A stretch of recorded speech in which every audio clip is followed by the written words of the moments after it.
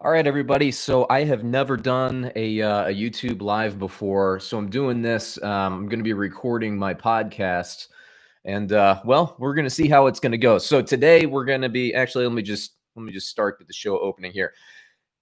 Talking fantasy football week 2 streams, waiver wire acquisition, starts, sits, maybe a little touchdown prediction as well. We're going to dig in game by game, position by position. So we're going to do quarterbacks first, then running backs and wide receivers, then tight ends. I'm not going to be talking about defense, not going to be talking about kicker because I don't feel like doing either one of them.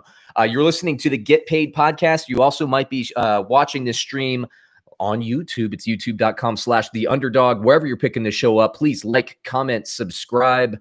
Let's keep it as useful as we can. The comments as useful as we can. Like I said, first time I'm actually streaming this thing. If you're picking this up on the podcast, once again, go to youtube.com/the underdog. Let's just dig right in. Got a full boat, 16 games as usual. We are airing this on a Thursday, so Thursday night is coming here. So you will get the opportunity, if you're catching this stream after the fact, to tell me how big of an idiot I am with my projections. But like I said, we're going to go quarterback first through all the games, and then we'll work our positions down. So first and foremost, look, I wouldn't start him in my fantasy leagues, but if you're playing daily fantasy, Baker Mayfield, for one simple reason. I think that Cleveland will be running the ball more. I think Joe Burrow will use his legs. He's going to get you some extra yardage. We saw last week with the LA Chargers in that game. Yes, I know the Chargers defense relaxed a little bit towards the end of that game, but Cincinnati had the most success moving the ball when Joe Burrow was a little bit more aggressive with his legs. I think that that's really the best thing a young quarterback can do. And let's remember, Joe Burrow, that was his first ever NFL game action. To throw a quarterback in there with no preseason game, we've never seen it before. It's crazy. So Joe Burrow, I think he's a startable player in the daily fantasy. He's more of a budget guy. Baker Mayfield, I'm a sit this week. He missed some opportunities, and I do watch every game. He missed some opportunities deep. Yes, there are opportunities there, but at this point, Baker Mayfield is a prove it situation with me. I'll believe it when I see it. I think he has potential. I think this offense is going to be great for Cleveland. But like I said, I think it's going to be a little bit more run focused. Next game, Atlanta versus Dallas. Matt Ryan, as good as he was, I mean, a lot of those points against Seattle came in the fourth quarter when Seattle's defense was relaxed. I'm actually a sit on Matt Ryan this week. Now, if he's your quarterback, I don't mind you playing him because the potential is already there with that talented receiver group. Dallas, Dak Prescott, I actually have as the fourth projected quarterback this week, so he's a start for me. I think Prescott throws for 3 or 4 touchdowns. I think Ryan might only get 2. We'll see. I mean, my projections are coming back at Dallas victory. I don't know how much I think the game's going to be closer, and I like Atlanta's offense, so it would not shock me at all if Matt Ryan exceeds this projection. Buffalo, Josh Allen versus the Miami Dolphins. I should say the Buffalo Bills versus the Miami Dolphins. Josh Allen, I have as the number 1 ranked quarterback this week. I think he's going to do well. We saw he was a little bit more precise throwing the ball than he was last season. That's what you want to see. I think Buffalo, their offense is sneaky good. I like the offensive coordinator there. You can see what they're doing with ball control. They didn't even have to run the ball last week, and they're going to be a good running team. Josh Allen's going to get you rushing yards. He's going to get you rushing touchdowns. And the addition of Diggs in this offense to go with John Brown, who I already liked in the offseason, I think Josh Allen's going to have a fantastic season. I'm actually trying to trade for him right now in some of my leagues, and I would suggest you do the same as well. He could really break out. Ryan Fitzpatrick, I'm a sit. If you're daily fantasy, you're rolling the dice with Fitzpatrick. He could come out and throw for 3 or 4 touchdowns. This is not the week that's going to happen against the Buffalo defense. I'm a sit there. Carolina, Teddy Bridgewater versus Tampa Bay, Tom Brady. Both of these actually have these within 0.02 of a point in terms of computer projections. Both quarterbacks, I think, are kind of fringe starts. You could do better, and you could probably even do better on the waiver wire.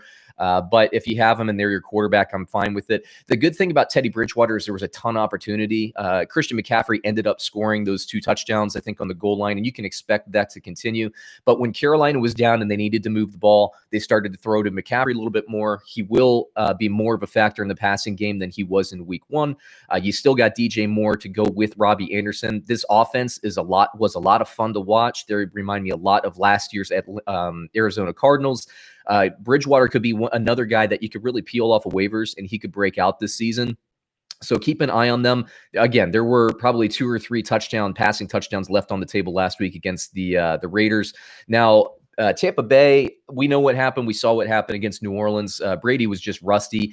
I tend to think I was surprised that Gronkowski was off the field as much as he was. I think Brady needs to bridge that gap and get somebody in there he has some chemistry with. Look, in third and fours, third and fives, he can't just drop back and expect Julian Edelman to read the defense and run, a wide receiver option route, to out or in. He doesn't have that anymore. He has to build that. Tampa Bay is going to be just fine. I think Brady's going to come back with a vengeance this week. So if you want to play him, I have no problem with that. But again, off the waiver wire, you might be able to scoop somebody up, and I would not pay for him in daily fantasy. Denver versus Pittsburgh. Drew Lock is a sit. I'm not really starting any quarterback outside of maybe Lamar Jackson when they play the Steelers. It's just not a good idea. Steelers, we're probably going to be playing it from ahead in this game, which means they're going to be able to pin their ears back on the defensive line, rush the quarterback, which is what they do. That means a lot of quick throws from Locke. Could mean some interceptions for Locke. I just stay away from him this week. Roethlisberger, I don't have a great projection, but there's some 2019 data feeding this, which means we get a lot of Duck Hodges and Mason Rudolph or whatever their names were. I don't even know if I got them right. Look, the Steelers, their offense, Claypool looks fantastic, by the way. He's going to be a beast, maybe as soon as maybe the back half of this season. You got Deontay Johnson, James Washington, Juju Smith-Schuster to throw to. They're going to be very, very good. Detroit, Matthew Stafford. Oh, so Roethlisberger to start. Detroit, Matthew Stafford versus Green Bay Packers, Aaron Rodgers. I have both of these quarterbacks rated as a start. Stafford, maybe not so much. I liked what the Green Bay Packers defense did, at least in the first 3 quarters to the Minnesota Vikings last week. And that obviously hinges a little bit on Galladay's health as well. Green Bay Packers, Aaron Rodgers, I'm good with him. Go ahead and start him if you have him. Let's see here. Jacksonville, Gardner Minshew II versus Tennessee and Ryan Tannehill. Tannehill, I think, will play a little bit better. We saw the Indianapolis Colts move the ball. They couldn't really punch it in the end. They didn't take advantage of as many opportunities against the Jacksonville Jaguars. Don't read too much into that Monday Night Football game. Denver's defense is better than you think it is. They're very well coached. And they made it tough. They shut down Derrick Henry as much as anybody can shut down Derrick Henry. He didn't have a great yards per carry average. But what we saw from Tennessee, I think, is what we're going to see. I mean, they're a ball control offense. When they play tough run defenses, they will continue to be patient with the run, which I think is important. Las Vegas is very similar in that fashion. But Ryan Tannehill will get plenty of red zone opportunities. Credit Denver, I do, with what they did. And that game would have been a little bit more in Tennessee's favor, obviously, if they could hit a field goal to save their lives. They did at the end of the game there, just barely snuck through there. Didn't cover the spread, though. Thanks, Gostkowski. Gardner Minshew, 19-20 last week. He's got DJ Chark. I like what Chenault showed. D.D. Westbrook was off the field last week. I think he's going to be back this week. And Tyler Eifert, too, in this offensive system will do well. I like the weapons Gardner Minshew has. I like the efficiency. I'm a buyer on Gardner Minshew season long, not a buyer this week. I like the Tennessee Titans defense, so I'm going to sit him. Next one, we got Jared Goff, the Los Angeles Rams versus Philadelphia Eagles, Carson Wentz. Jared Goff, to me, is a sit until proven otherwise. I do think the Rams did some things to fix that run game. I like Malcolm Brown and Cam Akers, the 1-2 punch. I think that will be prevalent throughout the season for schematic reasons. The only thumper they have at running back is Malcolm Brown, unlike last year where they had Malcolm Brown and Todd Gurley that could both score from short yardage. I think Malcolm Brown ended up with like 5 touchdowns last year. Gurley was in double digits. Well, Gurley's gone. I don't think that Akers is the guy that's going to push the pile on 4th and 1 or 4th and 1 from the 1 yard line and 4th and goal, I should say. So what does that mean? I think Malcolm Brown's going to have more value in this offense. Jared Goff, what that means for him eventually is teams are going to be biting on the play action fake, which means he's going to be able to hit Cooper Kupp, Robert Woods, Van Jefferson, Reynolds, Higbee, all these guys downfield. This will coalesce as we move forward. But for this week, I'm just going to sit again until proven otherwise. At some point it'll pop, but I don't want to make that bet this week. Philadelphia, Carson Wentz. I didn't like what I saw last week.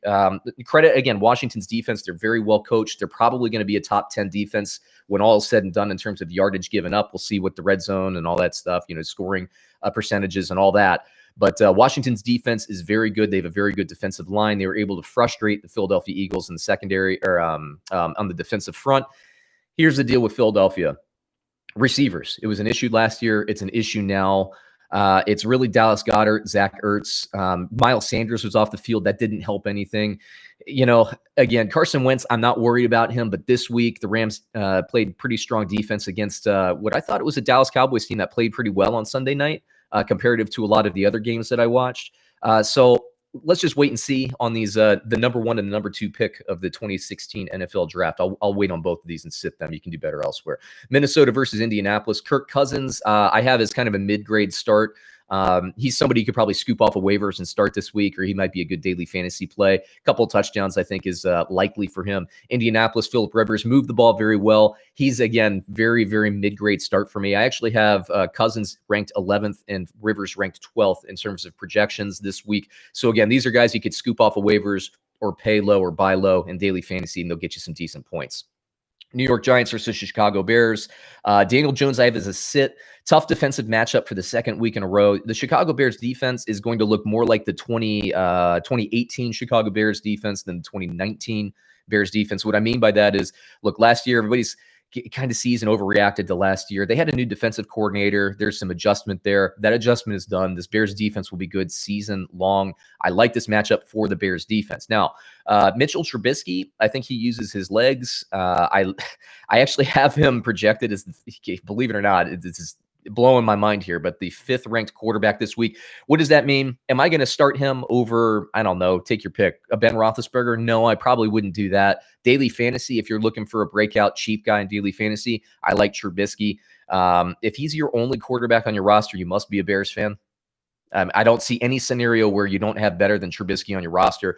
But bottom line, daily fantasy, scoop him up. Super flex, I think you can flex him out, something like that. But otherwise, I won't be betting a lot on Mitchell Trubisky, especially in key leagues. San Francisco versus the New York Jets. Jimmy Garoppolo, I think he bounces back. Receiver, just like Philadelphia and Carson Wentz, receivers, it's a concern. It's a concern. But, they will get healthy. San Francisco as a unit will be fine. What I think will end up happening is similar to what we saw with the Los Angeles Chargers last year and their usage of Melvin Gordon and Austin Eckler.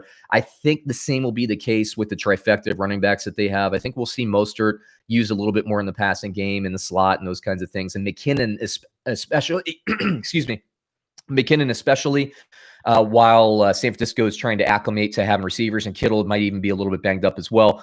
I think that we will see more usage of the running backs in the passing game just to survive, and I do think that they'll bounce back this week. New York Jets, Sam Darnold, not a start for me. This is not a good defensive matchup. I think Crowder and Herndon might have some juice at other positions, but I'm just kind of staying away from the Jets, especially with Le'Veon Bell out. It's basically Frank Gore and LaMichael, whoever, Perennium. I don't know. Washington versus Arizona. Lowbrow joke there. Washington versus highbrow vocabulary. Huh? Washington versus Arizona. Dwayne Haskins, sit. Arizona, Kyler Murray is start. Just that simple. I think Kyler Murray obviously gets you some rushing yards. Look, Washington's defense is going to be tough. I'm really curious to see how Washington matches up. Philadelphia wide receiver issues were documented in saying that. Well, Arizona does not have wide receiver issues. They have an abundance of talent there. Curious to see how the secondary meshes up. Is it going to be quick release for Kyler Murray? I don't know, but he's going to score well, possibly on the ground, possibly through the air, but definitely top 10 quarterback for me this week. Baltimore versus Houston. Lamar Jackson ranked as the 3rd projected quarterback this week. Definite start, gets in the end zone a couple times, easy. Houston, I don't think they played poorly against Kansas City. I think Kansas City's just that damn good. Desean Watson, I don't have a great projection on him, really mostly because of the respect for the Baltimore Ravens offense. But if he's on my roster, I'm starting him regardless. You draft talent to overcome matchup. And Deshaun Watson, man, he's going to have the juice this week. I like it. Kansas City versus the LA Chargers. Patrick Mahomes is a start. Is there any scenario where you would sit Patrick Mahomes? You'd be outthinking the room there. Do not do that. Start him every week. LA Chargers. The Kansas City Chiefs defense is underrated. I did not like what I saw from the Chargers offense against the Cincinnati's defense. Now, Cincinnati last week in week 1, credit them. They improved over season over season. They got some players back who were injured last year. So no, you got to give credit where credit's due. But Tyrod Taylor, what I didn't like, accuracy. And he wasn't really using his legs to extend plays. Again, some credit goes to Cincinnati, but What I really disliked was that I didn't see enough usage out of the backs in the backfield, didn't see enough usage of Hunter Henry. And when your offense is struggling, you got to call those quick hit plays, those easy wins to the running backs and the tight ends. Didn't see enough of that. Now, they'll have to do that against Kansas City. So I do like the receivers in this offense, well, specifically Hunter Henry and the running backs there. But yeah, I'm not a buyer in the Chargers. I know the Chargers fans are giving me some hate there, but, I watch every game. I mean, you can see who's good and who's not, and Chargers are not at this point. We are an official Herbert watch on this channel. Let's see. New England Patriots versus Seattle Seahawks. Both quarterbacks are starts, although I have an awful projection on Russell Wilson thanks to the just how good the New England Patriots defense is. What I expect in terms of game plan, I expect the Patriots, to clog the interior offensive line. Defensive line. The Patriots defensive line will be in the backfield of the very, I think, good run blocking Seahawks offensive line. So that's going to be tough sledding for Chris Carson. I think that Gilmore will probably be locked up on DK Metcalf, and then they'll probably do like some kind of cover 2 or cornerback safety coverage to try to keep Tyler Lockett in front of them. So what does that mean? It means Russell Wilson and Greg Olsen have to beat the New England Patriots. Can they do it? I don't bet against Russell Wilson. I also don't bet against New England. I'm going to stay away from this in terms of bets. I will start both quarterbacks, and I'll enjoy watching the game. I can tell you that. Let's see here. New Orleans versus Las Vegas on Monday Night Football. Drew Brees is a start. Derek Carr for me this week is a sit. What's going to happen is New Orleans' run defense is very strong.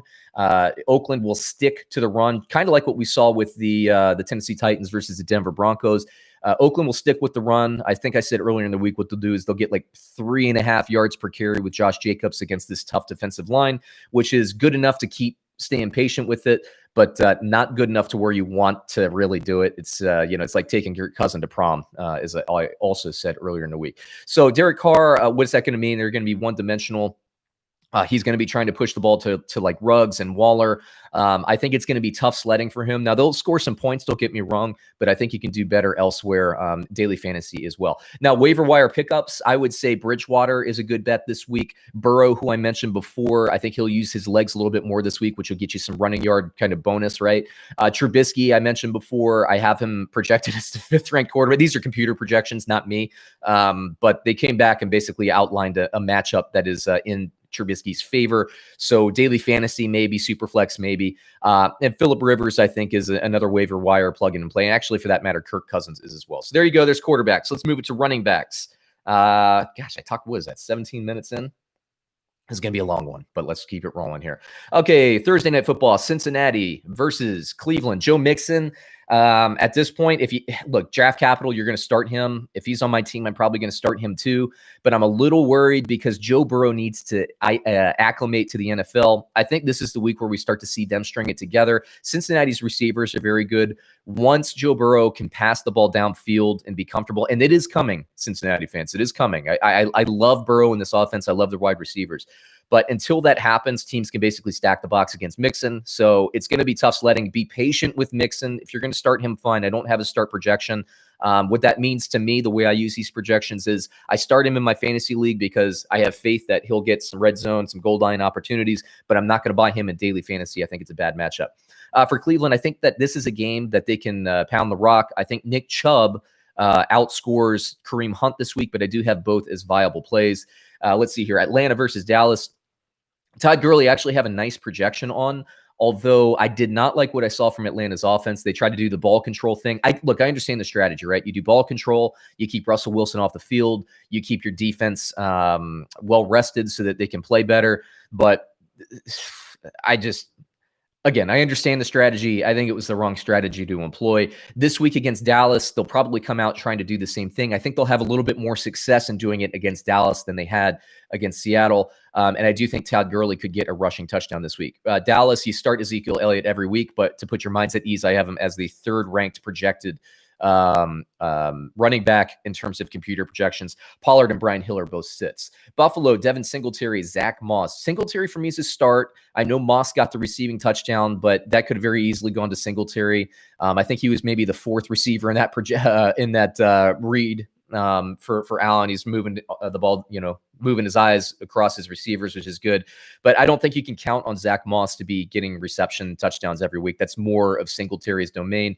Singletary, he's more of a flex, a kind of bottom flex. For me, actually, I have a deep running back position. I'm not going to be starting him on my roster this week, but you could scoop him up and play him. In Buffalo, they didn't really run the ball last week because they didn't have to. Against Miami, maybe they run a little bit more. We don't know.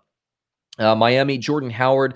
The thing between Howard, Breida, and Gaskin, right? I'm getting a lot of questions on this. And so this is going to be a three-headed back by committee. What I did see is generally when Ryan Fitzpatrick was taking the snap from center, Jordan Howard was in there. That's why he got the touchdown. He's basically what you could think of as his first and second down running back. When the team was playing shotgun, Gaskin was getting about 2/3 of those snaps, and I would say Breida got probably the other third of that. So what ended up happening is New England was stopping the run. Nothing was working. They could not. The Miami Dolphins offensive line could not keep New England out of the backfield. And so the team went to shotgun. It's the only way they could find room. When they went to shotgun, the different packages for the defense came in. Gaskin had more room to run. Now, as a runner, he looked very good. I think Gaskin is better than Breida at this point. I do think Jordan Howard carries value all season long, but when he plays against a tough interior defensive front, like if you were to play, like for instance, a New Orleans or something, I don't know if they match up later in the season. I don't have the schedule in front of me, but teams that have really good defensive lines, I stay away from Jordan Howard. Teams with, okay defensive lines, you could play Jordan Howard. Well, Buffalo Bills, they're a good defensive front. I favor Gaskin, even though my projections say otherwise. I favor Gaskin this week. Be patient with Jordan Howard. He will be fine against teams with poorer rushing defenses. Okay. Next game, Carolina versus Tampa Bay. Christian McCaffrey, start, ranked as the number one projected running back. Tampa Bay, Ronald Jones, you could start him. He looked better physically. I'm just not a buyer on him. I'm biased. Let me just be honest with you. I still think Fournette by the end of the season will be the starter there. This week, though, you can start Ronald Jones if you have him. Denver versus Pittsburgh, Melvin Gordon. I have a sit. At this time, I still don't have a status on Phillip Lindsay. I didn't look it up this morning. He's questionable. I believe it was an ankle injury or something like that. Here's the deal. Monday night before Lindsay had that injury, Lindsay looked like the better running back. He looked like the more featured running back to me. So if he's on your waiver wire, pick him up, stash him, put him in on an injured reserve slot. Gordon, I don't think is going to run away with his job. I've been saying for years, Phillip Lindsay is an electric talent. I said it for years before Raheem Mostert broke out at the end of last season. You can see it on film. You can see it when you watch the games. He's different. I don't think you can keep him off the field. I do think he will be the feature running back for Denver if he's healthy, and we'll monitor that situation. Pittsburgh, James Conner injured again. Benny Snell Jr., I think you can pick him up and start him. Monitor that running back situation, though. If both of them play, it's probably going to be a committee. Let's see. Detroit versus Green Bay. Adrian Peterson, I have as kind of a bottom line start. DeAndre Swift, that drop, heartbreak. He could have had 2 touchdowns in that game. Lions fans are a little heartbroken, but look at it this way. Glass is half full here. Are the Detroit Lions going to win the Super Bowl? No. Get the draft position. DeAndre Swift, he's going to be fine. Don't worry about it. Green Bay Packers versus Green Bay Packers, Aaron Jones. Let's go ahead and start him this week. Think about Aaron Jones. He could have easily had 3 touchdowns. He only ended up with 1. I think he had 60 yards rushing. I watched the game. Don't worry about it. He's going to be just fine. He's going to get a ton of touchdowns this year. Start him every single week. Jamal Williams, I actually have this as a start grade as well, primarily in a PPR league. I probably wouldn't start him over what else I can find on waiver wire or what's on my roster already. But daily fantasy, if you're looking for one of these bargain guys, he could be a guy for you. Jacksonville, James Robinson is a start for me. I wish I had been able to see him in action in a preseason game. He looks like he's going to be a beast. I love the way he runs. He runs with toughness. Gruden will reward that toughness with red zone and goal line carries. Tennessee, Derrick Henry, start every week. You saw Tennessee, look, they were playing a tough defensive line against Denver. They stuck with the run, even though they weren't getting a lot of yards per carry there. You can start him all season long. He'll be a factor in the red zone. If you have him on your roster, pencil him in. Never take him out unless he's injured. Next game, we got the Rams versus the Eagles. I talked about this a little bit with quarterbacks. Malcolm Brown will be a season-long fixture. Prediction is he goes for about 12 touchdowns this season. Now, when I was talking about this on the Fantasy Football Almanac show, my co-host David, his eyes went big, and he told me I was an idiot. Here's why. Here's my argument, right? Last year, first of all, you got to know this offensive system. Sean McVay wants to run the ball. He wants to stick to the run. Last year, the offensive line was pretty bad for the Rams. They kind of fixed that. I liked what I saw on Sunday Night Football. Now, Cam Akers, I think, is a better version of what they had in Darrell Henderson. I think both guys are more receiving options. They look more like third down running backs. Not to say Cam Akers can't ascend into being a 3-down back. But for now, physically, Malcolm Brown is better. He runs more with more physicality. If it's 3rd and 1, you want to run the ball, you put Malcolm Brown in. If it's 3rd and go from the 1-yard line and you want to run the ball, you put Malcolm Brown in. Or maybe you run some 2-back, okay?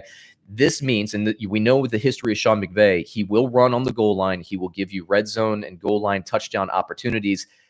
They don't have another thumper. It is Malcolm Brown. He has that role. Even if he doesn't out yardage Cam Akers, he will make it up in touchdowns. He should be on everybody's roster at this point, and he's a start and projected as the number 7 running back for me this week. Cam Akers, I'm a wait and see on him. He's got to evolve a little bit, and he will. I have a lot of faith in that, so I'm not throwing shade on him, but Philadelphia is not the easiest team to run against. Washington didn't have a ton of success yards per carry against Philadelphia, and that's kind of a staple of defense. So Malcolm Brown, I like it for red zone. I'm staying away from Cam Akers. Now, Philadelphia, if Miles Sanders plays, I have him as a start. You have to. Boston Scott, he's going to be better when Sanders is in. He's not a feature back. I think we all know that. Let's see here. Minnesota versus Indianapolis. Dalvin Cook, weekly start. Pencil him in. Jonathan Taylor, now that Mack is out, Jonathan Taylor is going to burst out, dude. He could be a top 5 running back. He is so fast. His hands are good. He runs with power. Jacksonville, credit Jacksonville. They contained him as much as they could. He is going to break out. If you can trade for him, trade for him. But look, people that drafted him, they're probably not going to trade for him. Nahim Hines is going to have season-long value as well. We saw Rivers throw to basically feed 2 running backs with the Chargers the last couple of seasons. The same is going to be the case. Nahim Hines, especially in a PPR format, will have value all season long. New York Giants versus Chicago Bears. Saquon Barkley is actually a start for me. I thought maybe the Bears defense would have projected him down in terms of computers, but look, come on. You drafted Saquon Barkley, what, number 2 overall? You start him, right? Chicago, I'm a seller on the Chicago running backs this week. I'm always a seller on them. Again, bias. I don't like the Chicago running backs. If I had to pick one, if you're in a PPR format, I like Tariq Cohen. David Montgomery, he's going to get you some juice in the red zone, but I don't know. I think it's more likely that Trubisky runs for a touchdown this week than these other guys. It's just how I feel. San Francisco versus the New York Jets. Raheem Mostert, boom, start him. And actually, because of the receivers out, I'm a start grade on Jerick McKinnon as well. I'm sitting Tevin Coleman. New York Jets, poor Jets. Frank Gore, he's going to get the tough yardage carries, but they're probably going to be playing from behind. I'm going to sit on Frank Gore. Maybe in daily fantasy if you're looking for a cheap guy. Yeah, Frank Gore, but no, thank you. Washington, Antonio Gibson, I think is a start this week. I think Washington will be playing from behind. I think they're going to have to use Antonio Gibson more out of the passing game. Sleeper alert, Jerick McKinnon, I wouldn't put him in any of my fantasy lineups. Again, he's a really cheap daily fantasy guy. They looked for him out of the backfield in terms of running, but really I think this is going to be a 1-2 punch with Peyton Barber being the thumper and Antonio Gibson kind of being the guy who will eventually break out.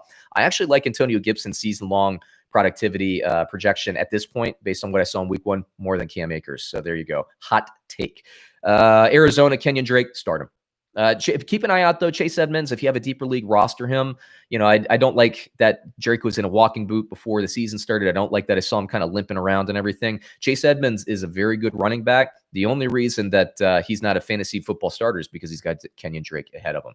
Baltimore versus Houston. Mark Ingram is a midline start grade, but we're on Dobbins watch. I've been saying it all off season. Dobbins will be the feature running back in the system sooner rather than later. He got 2 touchdowns last week. That's going to continue. I like Dobbins. He's explosive. He can catch the ball. He's my favorite. He's actually my favorite rookie running back in terms of talent. I love Jonathan Taylor. No disrespect. This is a great running back rookie class. Dobbins was my favorite coming into the season, especially being a Raven, and he will be the long-term starter. This week, I probably wait and see unless you're thin at running back. If you're thin at running back, go ahead and start him. Take the chance. Houston, I liked what I saw from David Johnson. He had quick feet. He had really nice vision. I have him on my team. I drafted him. He dropped ridiculously late, and I picked him up, and now he's trade bait for me, so I like it. David Johnson, look, he's playing Baltimore's defense, though. I think you can start him. You could probably do better, especially, at a flex, maybe start a wide receiver instead of David Johnson against Baltimore. What a tough draw for Houston to open the season. Baltimore Ravens, Kansas City Chiefs. Whew. That is not enviable. Kansas City Chiefs, Edwards-Helaire, start him. I do think Darrell Williams will have more value as we go through the season. I think he will evolve into the short yardage running back based on what I saw against Houston in week 1. But Edwards-Helaire, ran with quickness, great decisive cuts, great movement, and he has great hands as well, which we really didn't even see on display yet in terms of week 1 against Houston. Edwards-Helaire, season-long start, lock him in. Darrell Williams, I think we'll have some juice later in the season. Daily fantasy, if you want to take a flyer and a guy can get you a touchdown, maybe him. Chargers, I do think that especially this week, because of Kansas City's offense, I think we're going to see the Chargers use Austin Eckler more as a receiver.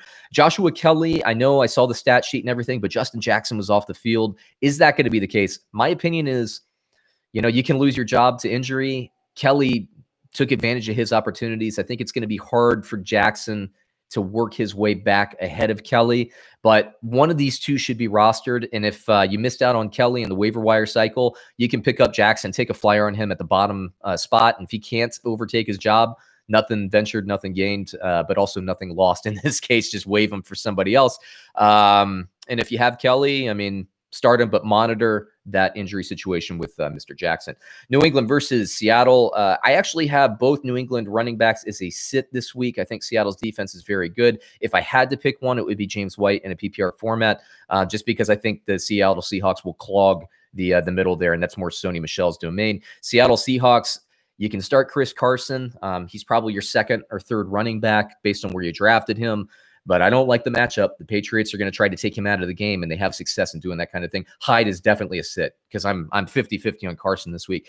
Alvin Kamara, start him. New Orleans, start him. And Las Vegas, Josh Jacobs, you got to start him every week. I mentioned before the yards per carry probably isn't going to be here against an underrated and tough New Orleans defensive line. Their run defense is fantastic, but we know the Raiders will stick with the run. Therefore, you start Jacobs, and even if he gets 2 yards per carry, which he'll do better than that, he gets you 2 touchdowns. So you got to start him. Moving on to wide receiver.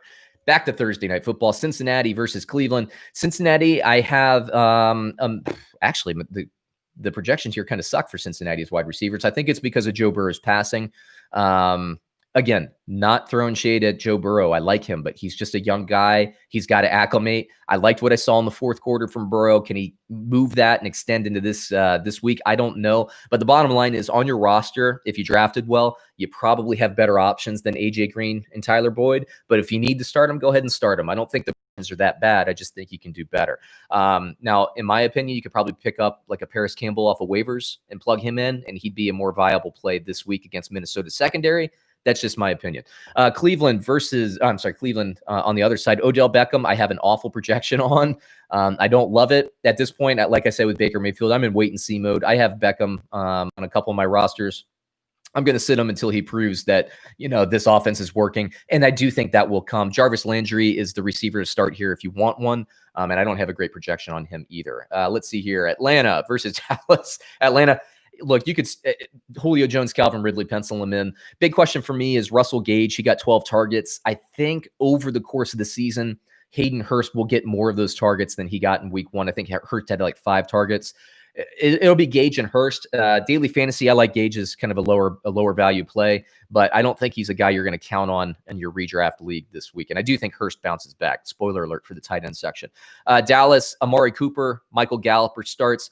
CeeDee Lamb, I'm still waiting and seeing. I liked what I saw on Sunday night. Don't get me wrong. And I think by the end of the season, I've been saying this, I think Gallup and CeeDee Lamb might be the better receivers there. But, Prescott has that chemistry with Amari Cooper, and you can't ignore that either. Quarterback to wide receiver chemistry is big because if you're in a pinch, even if the guy is covered, you throw it up and you let him make a play. We see it with Minshew in Jacksonville with Chark as well. If a quarterback will throw to a receiver, even when that receiver is covered, both of them have value. So I do have, like I said, start grades. I'm going to wait and see on CeeDee Lamb, but I like him quite a bit. If you want to start him, you're kind of rolling the dice there, seeing more as a daily fantasy play personally. Buffalo versus Miami. Miami, I don't care what's going on in injury. It's Buffalo's defense. I think Miami's going to have a tough day. I'm sitting all of the wide receivers. For Buffalo, I have Stephon Diggs actually as the start. Last week I had John Brown as the start over Diggs. This week I think it's Diggs over Brown. And I'm actually a sit on Brown. I like Brown quite a bit. I'm higher on him than just about everybody else, but this week I'm going to sit Brown, and I think Diggs busts out. Carolina versus Tampa Bay. DJ Moore is a start. He could have had a touchdown this close last week. If you watch that game, doesn't show up on the stat sheet. Teddy Bridgewater, this close to having 2 or 3 touchdown passes. Again, that doesn't show up on the stat sheet. Robbie Anderson, he got the touchdown last week. I think he's a start. I do still think DJ Moore's the guy here, but the bottom line is this offense is going to be fun to watch. Carolina is putting in this spread offense. I think it's going to be very good as we move forward through the season.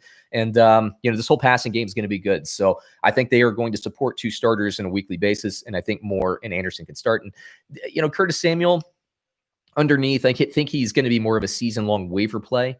Waiver, and daily fantasy is what I meant, though. Tampa Bay, I'm not overreacting to what we saw last week. The New Orleans Saints defensive backs are pretty darn good. Brady, the chemistry issues, that stuff will be resolved sooner rather than later. Chris Godwin, Mike Evans, to me, are both starts, but I'm staying away from everybody else. Denver versus Pittsburgh. If Sutton plays, I don't like the matchup, but you start him. And if you start him, daily fantasy wise, I like Judy. They were trying to feature him. It was a tough draw for Judy, man. Playing against the Tennessee Titans defense, which I think is also very tough. Sutton will help Judy and vice versa. So I would venture to say against Pittsburgh's defense, only one of them will produce. So if Sutton plays, he can play him. Pittsburgh, I love the offense. Smith-Schuster's definite start. Deontay Johnson at this point is questionable, but I think you can start him. If you don't, then I think you'd be fine starting Claypool and James Washington, to be honest with you. Let's see. We got Detroit versus Green Bay. If Golladay plays, he's a start. And I like Marvin Jones if Golladay plays. Actually, I like Marvin Jones regardless as a kind of a sneaky flex play in a deeper league. Green Bay versus Green Bay on the other side. Devonte Adams is a start. If I have to bet on one wide receiver in Green Bay at this point, Allen Lazard looks physically better to me than Valdez-Scantling. Valdez-Scantling also missed some opportunities. You could look at that one or two ways. You could look at that as saying, well, he could have easily had more and better stats, right? Because he dropped some passes and all that. Or you could look at it the other way and say, maybe Aaron Rodgers rewards Allen Lazard a little bit more. We know from last season that he likes Lazard. And Lazard looked, again, physically in better shape. He looked a little bit more imposing. He looked like that starting wide receiver. If I'm making a bet this week, I'm betting on Lazard over Valdez-Scantling season long, but monitor that situation closely. This offense will support 2 wide receivers. They're better than they were last year. Jacksonville versus who are they playing? Tennessee. DJ Chark's the start. Laviska Shenault, you could start him. I think it's a risk this week. I personally bench him. Tennessee, A.J. Brown, I don't have a great projection on him, but you can start him, I think. Corey Davis had the better statistical game last week. Let me see it twice.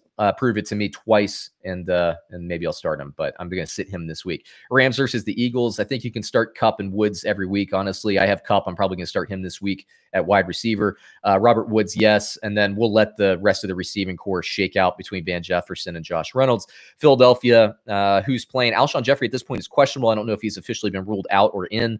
Alshon, I guess because he's the possession guy and Philadelphia desperately needs something on the outside, I think you could start him. I stay away from everything else other than tight end for Philadelphia.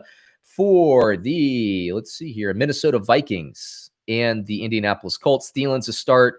BC Johnson's a bottom grade kind of daily fantasy type guy. I wouldn't put him in my lineup. Indianapolis, I think Paris Campbell will be the wide receiver 1, at least statistically, by the end of the year. He's a start for me, and T.Y. Hilton actually has a great projection on him, so go ahead and start T.Y. Hilton as well if you have him. New York Giants, and by the way, T.Y. Hilton is projected as the 7th ranked wide receiver in terms of my computer projections this week, so there you go. New York Giants, Slayton, start him every week at this point. Every time Daniel Jones, it seems like Daniel Jones and Slayton get together, they produce 2 touchdowns. Just start Slayton every week, everybody. He's a monster. Everybody else, though, from the Giants, I kind of stay away from. Slayton's the only one I like. Again, it's quarterback to wide receiver chemistry. They like each other. Chicago, Allen Robinson's a start. I know Anthony Miller had a nice game last week. He might be a daily fantasy guy for me, but this week my computers are telling me that's a great start projection for Mr. Allen Robinson, so he's the one I'm going to go with. San Francisco versus the New York Jets. I'm waiting and seeing on San Francisco's wide receivers. There's too much murkiness at this point. Too many questionable people, too many banged up people. You get your value from running backs and tight ends until Deebo Samuel comes back. That's where I'm at. New York Jets, Jamison Crowder and nothing else. Sorry, Brashad Perriman. My bad. Washington versus Arizona. I don't like this matchup. I think Washington's going to get most of their passing offense through Logan Thomas and Antonio Gibson at this point. I like McLaurin, but Haskins has to settle in. If you have McLaurin and you don't really have anything else, you got to start him. That's fine. But if you can find better, and I think you can find somebody better off of waivers, a la Paris Campbell, go ahead and start him. Arizona, DeAndre Hopkins, think he's worth a start this week. I think he's worth a start, that DeAndre Hopkins. I think he's going to be a good one. Christian Kirk, Larry Fitzgerald. I don't love the defensive matchup here. I think you're getting most of your offense through DeAndre Hopkins this week. If you're going to start another one, for me, go with Larry Fitzgerald because he works the middle of the field a little bit more than Christian Kirk does, in my opinion. We saw Dallas Goedert and Zach Ertz last week pop. Washington's line have historically been a little bit worse in coverage than some of the other teams, I would say, in the bottom third of the league. So I'm going to take the guy that runs out of the slot in greater numbers. And to me, that's Larry Fitzgerald. I don't have a great projection on him.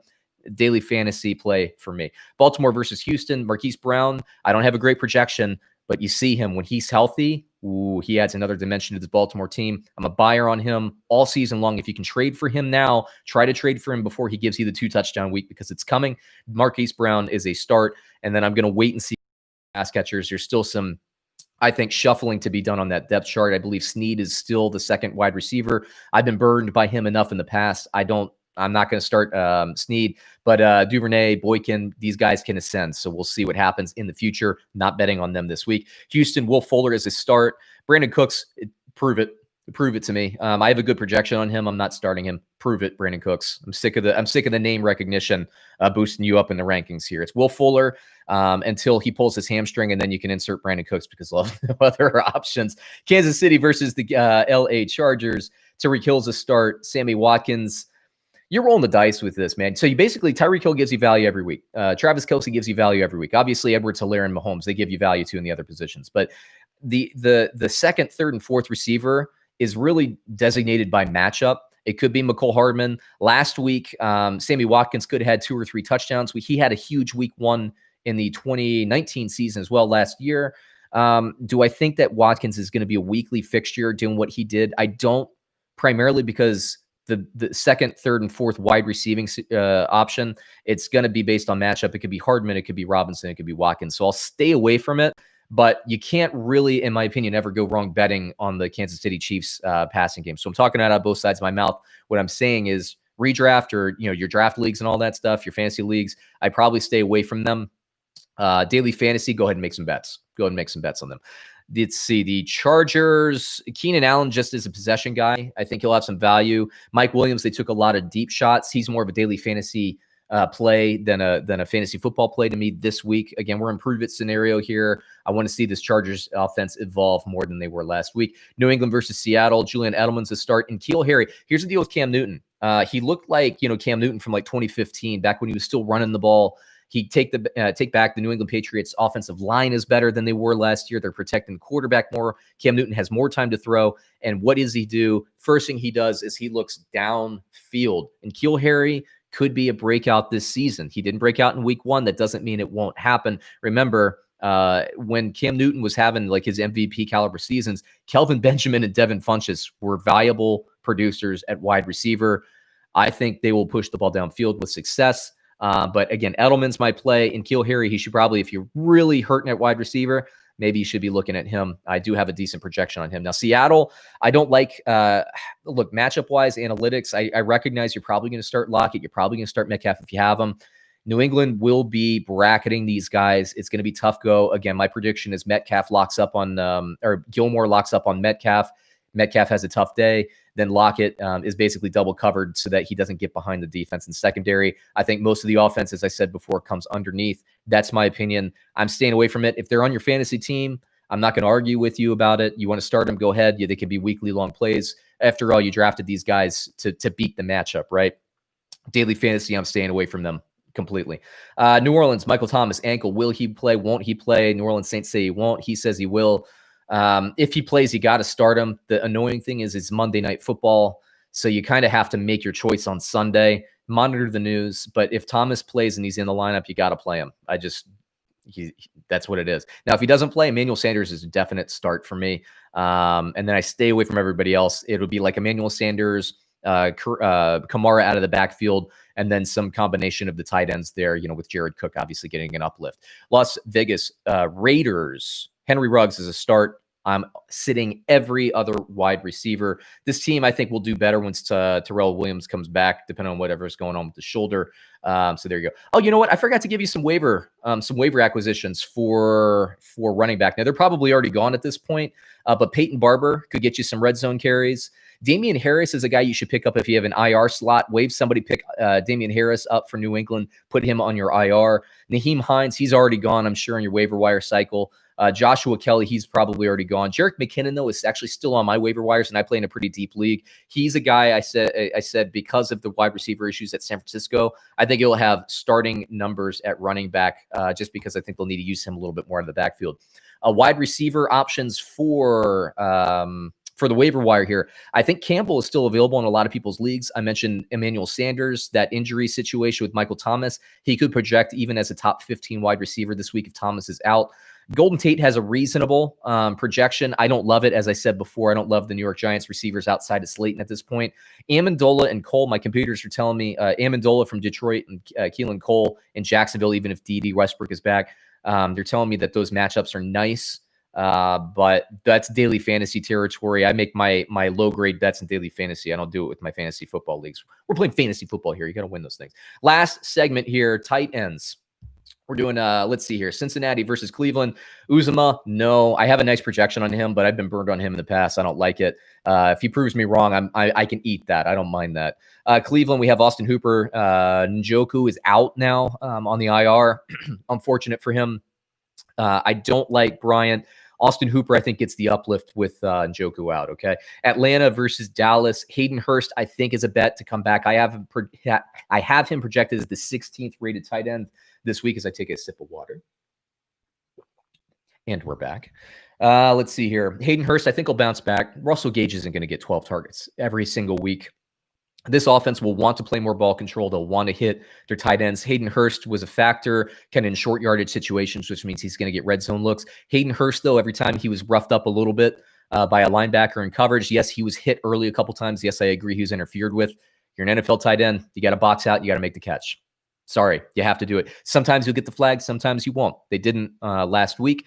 Hayden Hurst, you got to get tougher. Believe me, NFL defensive coordinators have seen that on tape, and they will try to employ that as a strategy, rough him up a little bit, okay? So Hayden Hurst, yes, potential.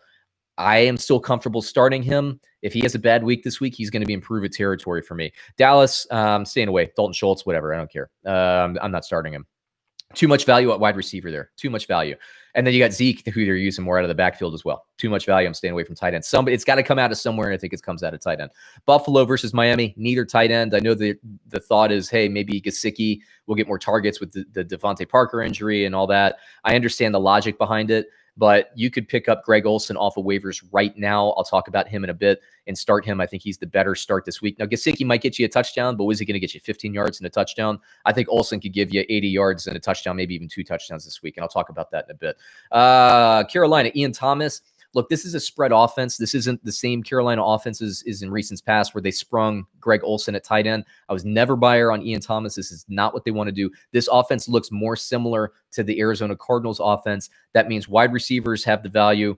I'm not a buyer on Ian Thomas. He'll get you a touchdown every now and then, don't get me wrong, but he's not somebody you should be betting on, in my opinion. Tampa Bay, very interesting. They had O.J. Howard playing more snaps than Gronkowski. Here's my theory. The chemistry was an issue for Tom Brady last week with the New Orleans Saints. He needs somebody he trusts to throw to. He will throw to Gronkowski. We saw it in New England for years. If it's 3rd and 7, Gronkowski is double covered.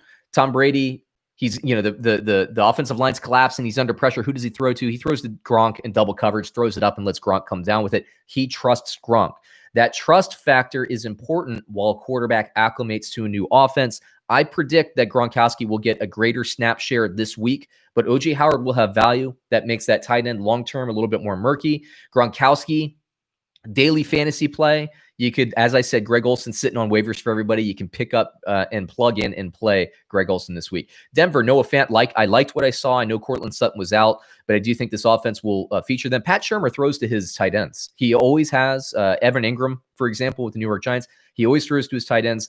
Fant, I was a big buyer on last year. He came out and he was, I think he was nervous to start the season. I remember that Monday Night Football game. He had opportunities. He was dropping passes. He was like holding players, getting penalties thrown on him and all that stuff. This year, he looked really nice, I thought, on Monday Night Football. I think he's a season-long starter potential. I think he could wind up as a tight end, top 10 tight end. I haven't projected as 14 this week, but if you don't have anybody else, you can play him. But again, Greg Olsen, everybody. Let's see here. Pittsburgh. Eric Ebron, I'm sorry, the receivers are too good. Same thing with Dallas. I know Ebron caught a ton of touchdowns for the Detroit Lions. I know they caught a ton of touchdowns for the Indianapolis Colts a couple years ago. It's a different offense. He'll get some matchup-based touchdowns, and maybe he'll get in the end zone this week. I don't have him projected to get in the end zone. I'm a season-long sit on Ebron, everybody, except for daily fantasy. Detroit, I liked Hawkinson. When Hawkinson and Stafford were both healthy, and that was a very limited sample size last year, Hawkinson was meeting the hype coming out of the draft class. Now, Stafford gets hurt, he gets hurt. Rookie season, kind of people forget about him. The hype's over, but I think he's going to be a good tight end. He's another guy you could probably pick up off of waivers that I like that you could plug in and play. Sternberger, don't like him. I don't like Green Bay tight end at this point. We'll see if that changes throughout the season. Jacksonville, Eifert, I think he has sleeper value for the rest of the year, but I'm a sit. Tennessee, Jonnu Smith, liked what I saw from him. I think you could play him this week if you have him on your roster. Let's see here. Tyler Higbee, I have graded as a midline starter this week, but he does have a projection to get in the end zone. So if you want to bet on him to get a receiving touchdown this week, I think it's the week to do it. Ertz and Goddard are both rated as starters. This offense is tight end heavy. I think Goddard will be the better receiving tight end. I've been getting some questions about Zach Ertz. Is it over for him? Blah, blah, blah. No, I think that they'll both produce. I actually, before the season, had both statistically projected to be top 10 tight ends to finish out the season. I do think, given the contract situation, if you're in a deeper keeper league or dynasty or whatever, Goddard's the guy. I don't know that Ertz gets extended there. Especially with the cap dropping next year, as it's been reported. Philadelphia is in a little bit of a nightmare scenario. I believe they might be the worst team in terms of salary cap. It might be. There's one team worse than the New Orleans Saints, and I think it might be the Eagles next year. I don't know that financially they can afford to extend Ertz, even if they want to. So keep an eye on that. But I think Goddard under contract for longer. He's the more long-term viable play. And he's been the red zone guy for a while, I think, because Zach Ertz is drawing coverage. Maybe over the time, people start paying more attention to Goddard. So Ertz gets that. It's going to go back and forth throughout the season. That's what I'm saying, but both can be starts every week. Minnesota Vikings versus Indianapolis Colts. Rudolph and Irv Smith are sits for me. Jack Doyle, although I like him long-term, I don't like him this week. He's a sit. New York Giants versus Chicago Bears. Evan Ingram, I have as a start in a top 10 tight end grade. Jimmy Graham, pay attention to the target totals. I don't have him as a start grade, but you could pick them up if you're really desperate at tight end. But again, there's better out there for you. There's Herndon on waivers. There's Hawkinson on waivers. There's Goddard probably got snapped up this week from waivers, but you still have Greg Olsen out there. People are ignoring him. I don't know why. Let's see. San Francisco, Kittle, assuming he plays, you start him every week. I don't have a great projection grade on him. Thanks to the wide receivers being out. Thanks to the New York Jets defense being a little bit better than everybody wants to give them credit for. But you got to start Kittle. You drafted him early. You got to start him. And I like the matchup because, look, I know they're going to probably be double covering them all game, but the receiving targets have to go somewhere, right? Garoppolo has to throw the ball to somebody. For the New York Jets, I think the New York Jets are going to have trouble moving the ball downfield. I think they're going to be having trouble moving the ball with the running game. I think it's Crowder and Herndon all day. I think they'll get you plenty of receptions. Is he going to get in the end zone? I don't know. He'll get you receptions and yards, so I think you can bank a 5 reception for 60-yard day and coin flip whether or not he's going to get in the end zone. Washington, Logan Thomas. I said it before. He's going to probably out-target everybody else other than maybe McLaurin and maybe Gibson this week. Logan Thomas, he's another tight end on waivers that you can pick up, scoop, and play. I haven't projected as the third projected tight end this week in terms of computer projections. I know these are wild, but they're computer projections. I'm not ranking him third, but I'm saying it's a good matchup, and especially in daily fantasy, I think you could start him. Arizona, I always sit Arizona tight end. Similar to what I'm seeing in Carolina, I'm sitting them. I don't care if they get in the end zone once, every 5 weeks. I'm not going to make that bet. That's not a good bet. They're not going to get your receiving yards in bulk unless there's something goofy that happens. Just don't bet on Arizona tight ends all year. Baltimore, on the other hand, you can bet on their tight end all year long. Mark Andrews, start him, projected as the number 1 overall tight end this week. Boyle, I do like that this offense, similar to a Philadelphia, but unlike Philadelphia, they don't have to throw only to tight ends. They can open it up and go elsewhere. I do think that this offense can support on a weekly basis 2 tight ends. This isn't the week to do that, though. So I'm going to sit Boyle, but watch him and watch the target totals. We could have a situation where like Goddard last year kind of starts to ascend later in the season. Maybe Boyle can do that as well. For the Houston Texans, Darren Fells is a sit for me this week. Although if you're in a touchdown only league, he's a good play. Let's see. Kansas City versus the LA Chargers. Travis Kelce, start, projected as the number 4 overall tight end this week in terms of computer projections. Start him. Hunter Henry, the computer projection's bad. Kansas City's defense is really good. I don't have a start grade on him, but I got to think that this offense is going to do something to get him more involved and get some more quick wins, easy plays, get the chains moving.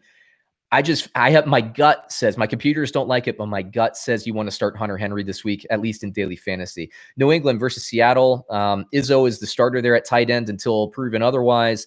I have a good, goodness gracious, I have a good projection on him. A touchdown and maybe 80 yards. I'm not starting him. Daily fantasy, I'll make some bets, but geez, I'm not starting Izzo. If the projection turns out to be true, great. I don't like it. Now, Seattle, Greg Olsen, I like it. I said this before in the wide receiver segment. I think Gilmore matches up on Metcalf. I think that they double cover Tyler Lockett to make sure they keep him in front of him on deep routes. What that means, and I think they do a really good job stopping the run. What that means is Seattle, to move the chains, they're going to have to throw early and often to tight ends. I like Greg Olsen this week off the waiver wire as a start, and I love him in daily fantasy. New Orleans versus Las Vegas. I like Jared Cook regardless of whether or not Michael Thomas plays. If Michael Thomas doesn't play, I like him even more. Start him. Darren Waller, I like him in between the 20s. Is he going to get red zone opportunities this week? I think he will. Start him. So there you go. There's the full boat. I didn't do defense this week. I don't know if I'm ever going to do defense, but there's my first live stream also in the books. If you were commenting and all that stuff, I'll be honest with you, I wasn't looking at a single thing. I was looking at my projections. So I apologize. Maybe I'll get better with this thing and be more interactive. And why don't I do this? Why don't I look at some comments? I got a question. If Brandon Ward is still asking, Chark or Scary Terry, I will take Chark this week. I like the chemistry there. Let's see. Not sure. Hey, what's up, Carl, man? I'm not sure who to put as my flex. Carson, Hunter Henry, or Fuller. Based on matchup this week, normally I would say 16 out of 17 weeks, I would say Carson. I don't love Seattle's running offense versus the defensive line of the New England Patriots. So I'll take Fuller. Fuller gives you big play potential. He didn't pull his hamstring last week. He might pull his hamstring in the first 5 minutes of this game. And if he does so, I'm sorry, but I would take them. And yeah, go ahead and start those other ones. You mentioned it as well. Let's see. Looking to move Ingram. What kind of running back can I look to get? Ingram is interesting because I think people are probably sellers. So I would, if you need a running back, I would probably be looking to trade him for a guy, and I'd be aggressive here. I'd try to trade him for a guy like a Malcolm Brown, where somebody probably scooped him off of waivers. They don't have a big investment just yet. So what are they going to do? They'll probably trade him for more bankable opportunity.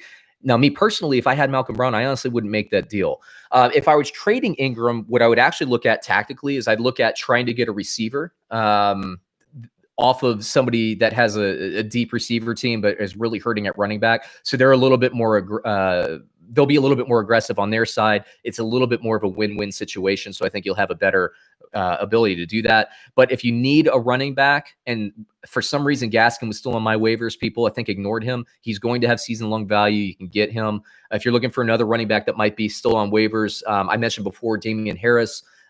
He's not going to get you any help the next 2 weeks, but I think he could get you help later in the season. He's worth, especially if an IR slot, he should be on everybody's IR right now. Drop somebody, pick up Harris, put him on waivers, pick somebody else up. That's what you should be doing. Let's see here. And I don't think I completed the thought, but I forgot. DJ Chark. I got a question from Bryant. DJ Chark or DJ Moore PPR? I'm going to go with DJ Moore this week. I like Chark.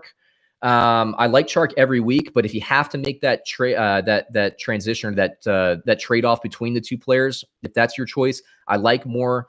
My computer projections don't necessarily agree with that, but I like DJ Moore because, like I said to everybody at the start of the show, I do literally watch every game.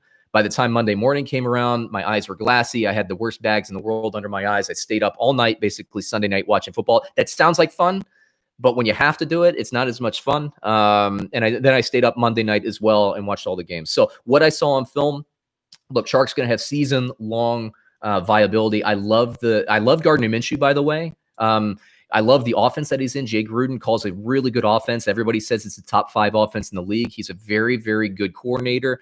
I thought he was an okay coach. I just think that he as a personnel person, he's an idiot.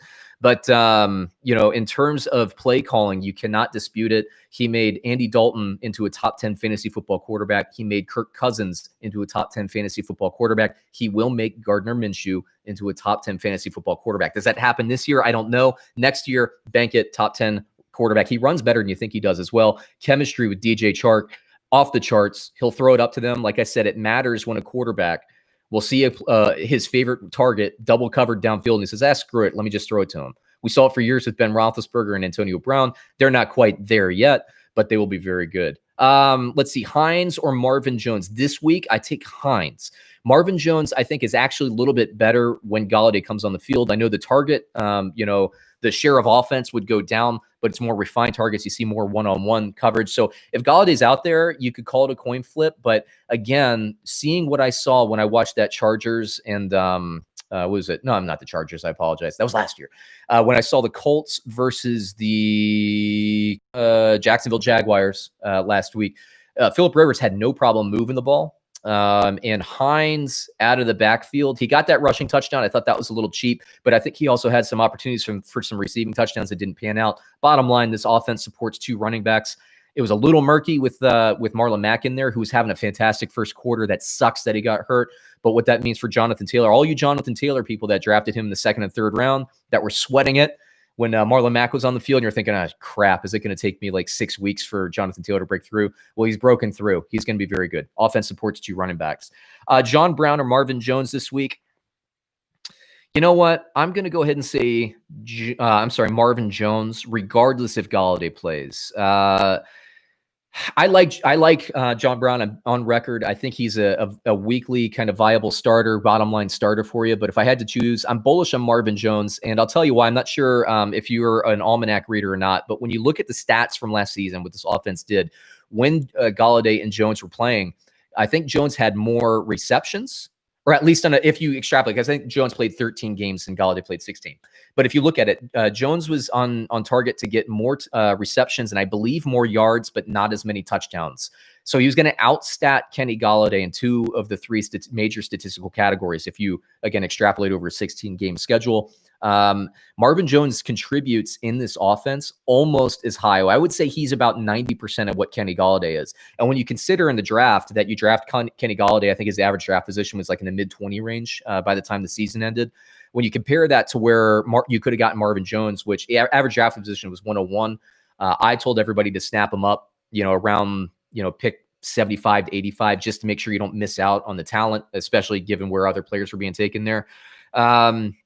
I like him season long. You could start him. So there you go. I think that's all of the questions. Next time I do one of these, I'll do a little bit of a better job trying to answer questions while I'm going through the stats. Maybe I'll take a break between each position or something like that. Thanks for watching. Still getting used to this whole thing. Yeah. And also like, comment, subscribe. I appreciate everybody's support. And on the Get Paid podcast, I appreciate it. And Carl, you have a good one, man. See, I'll come in. I'm looking at the screen this time. Yeah, we'll see. This is a little experiment, but I had a lot of fun doing it. So again, more interactivity next time. We'll check it out. Thanks, everybody. Have a great week. Hope you win your games. And maybe I'll be back tomorrow with some picks against the spread if you're into that. Thanks, everyone.